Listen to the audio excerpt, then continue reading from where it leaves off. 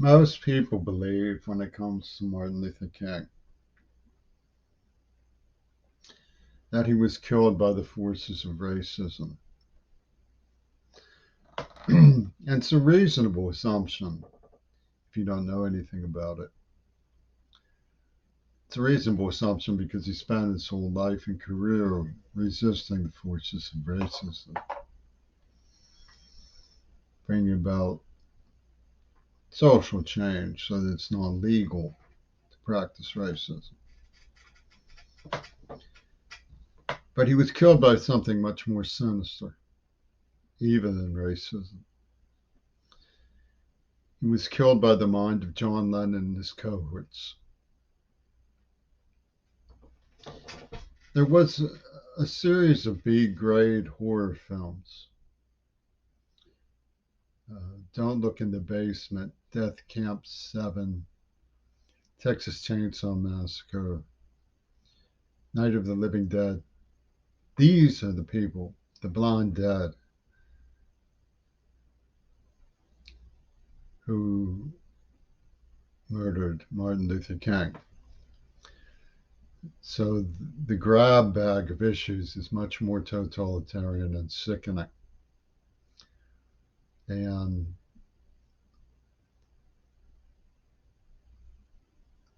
the nightmare of betrayal that comes with lynch parties and so forth. It's much more sickening because what they had in mind was true horror. They had in mind macabre. They had in mind what they called Revolution Number 9. New Line Cinema. It must have been a take the money and run moment when they decided not to do the denouement to Lord of the Rings. Used a misogynistic image of a vagina for the Dark Lord Sauron. It's very characteristic of this gang also to use Mesmers of Will Zell and David Lucarelli of Fox, two conspirators in Mount Desert Island.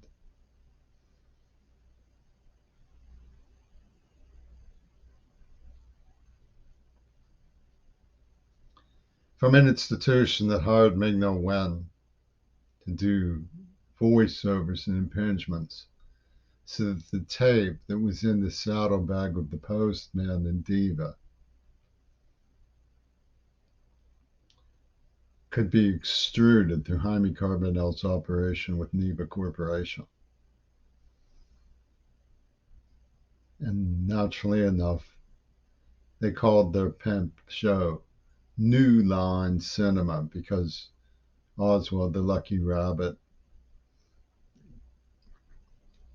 divulged the carrot tape.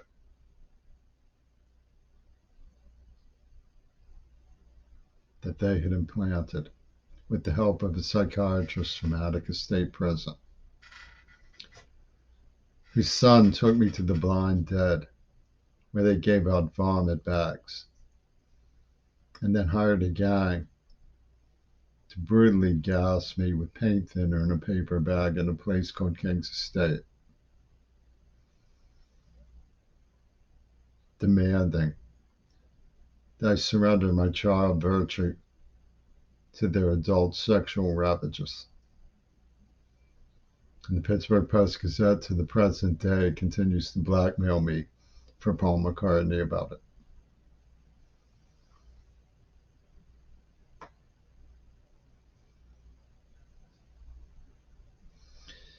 These people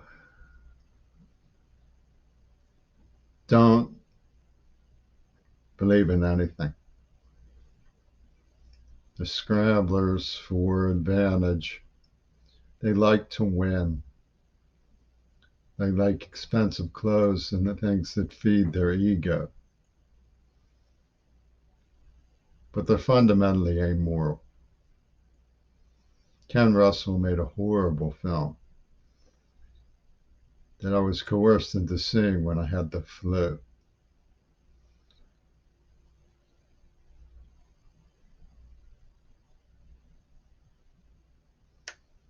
as a child, 14 years old, who shouldn't have even been legally allowed into the theater. And these people jeopardized my life by giving me hallucinogens and then forcing me on inhalants and taking me to these sort of films while I was in the grip of seizure-inducing nerve agents that they drummed up over in a little laboratory with Cyril Wecht hidden in the shrubs of Homewood.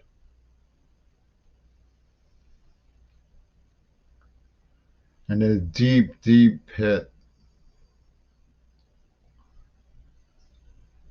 sat Tony Servey and his cousin Barney, as in Barney Rubble.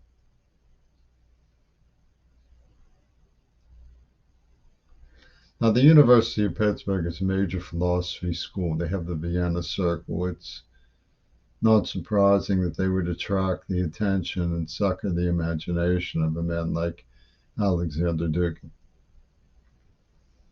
Sam Hazo knew Yevgeny Yevtushenko, and in fact, I was introduced to Yevgeny Yevtushenko because of Sam Hazo and his efforts to bring the international poetry scene to Pittsburgh. So in that sense, nothing is secret from anyone. Yet they have anglers of great precision, creating a play within a play, targeting me through sideways comments online. People who killed Circe Kennedy. And as foreplay for killing Circe Kennedy, they shot up the Tree of Life. Maybe you don't know how that works, but in Maidan there were snipers shooting both sides. It's called Yoyimbo. It's a form of warfare. Get two powerful parties fighting. And then clear the air so that the major theme, as Greg Carl said, the persona is led to a bewildering myriad of surface details to arrive at the fundamental themes. So after clearing the air, with this kind of foreplay and aftermath, this kind of set up a grudge and then get revenge on what you're really after, this sleight of hand of Nazism, you arrive at the fundamental theme, which was expressed by Zappa, but you all love it, don't you? This is the mind of John Lennon, the mind of Yoko Ono, the mind of Yoko Ono and Paul McCartney. The evidence the Lennon pulled to Houdini goes way back in Europe. Sergei Eisenstein and Disney hit it off, much the same way that Trump and the leaders of the communist world hit it off, because they had big plans together. Henry Bergson, one of the intellectuals from the late 19th century, conceived of cinema as having a biological aspect. In the cathode ray tube, we heard the little gasp of Frippertronics coming to life. In The Outer Limits, the first episode, showed the idea of an intelligence within the cathode ray tube, which was a metaphor for the womb. So how are we to be surprised when all of the Satanism of Death Camp 7 and the real horrors of Nazi Germany suddenly get their vindication?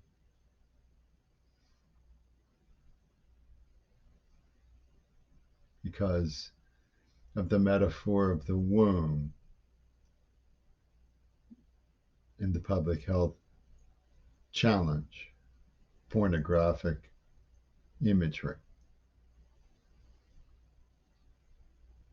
And their idea was to say that John Lennon was like this item in the womb, that the tube that conveyed human fascination, the fixation of the tube, gravitated towards the Superman.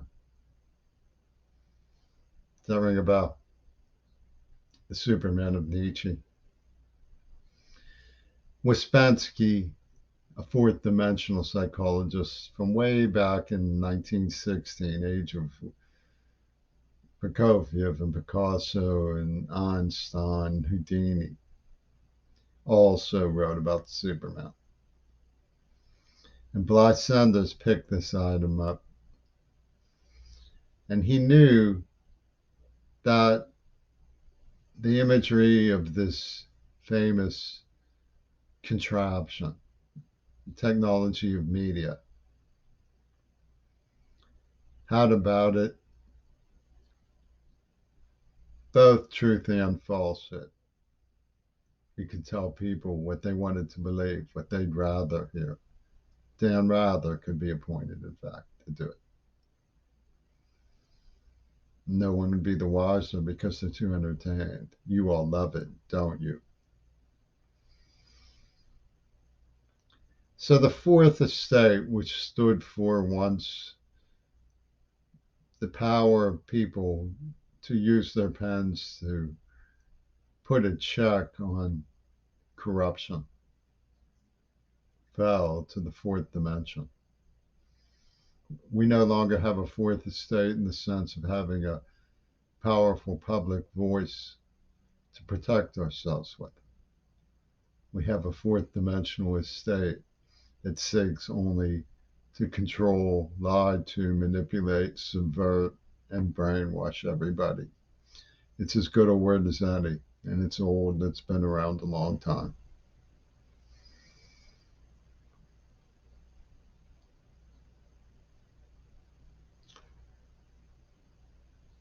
So we arrive at the fundamental theme. You all love it, don't you? Is what they want you to say.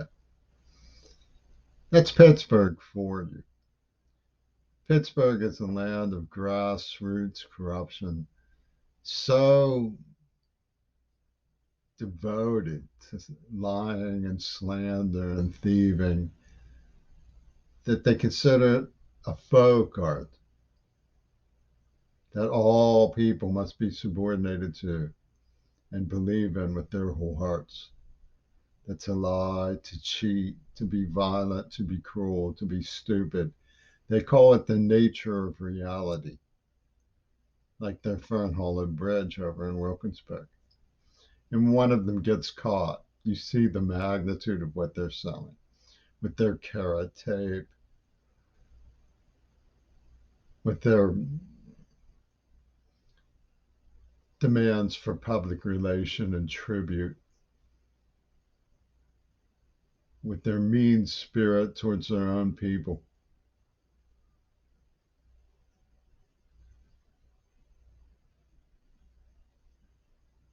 With their reckless driving over at Kelly Elementary School. You see the big story of Ming-Na Wen and Mark Nordenberg when they kill senior faculty who were devoted to public welfare, who built their schools. They call them outsiders. Fernhollow Bridge Gang. When they catch one of them, you see the magnitude. John Schulman was caught with $8 million worth of books he stole from the Carnegie, but that's only the beginning of what his gang were doing. Only the beginning. But you see the magnitude of the Fernhollow Bridge, in the museum heists, in the carrot tape, run around. It gave us this evil slander that lets Bob Dylan and Yoko Ono kill 3 more Kennedys, 4 more Kennedys, and say it's clearing the air. They have a phrase for it in Pittsburgh. They call it the nature of reality. But you all love it, don't you? Is what they say. Their spokesman, Frank Zappa, says. And the people are spotlighted by the idea, could have saved John Lennon, which is just an imaginary story. And so nobody asks what's Representative Gail Burston doing on one of Robert Fripp's records in 1979. What are these people doing in cinema back in the 50s? Saying things like it will be just like starting over. The 50s. A black and white film by Ayn Rand has a look-alike of the girl who wrote The Scroll.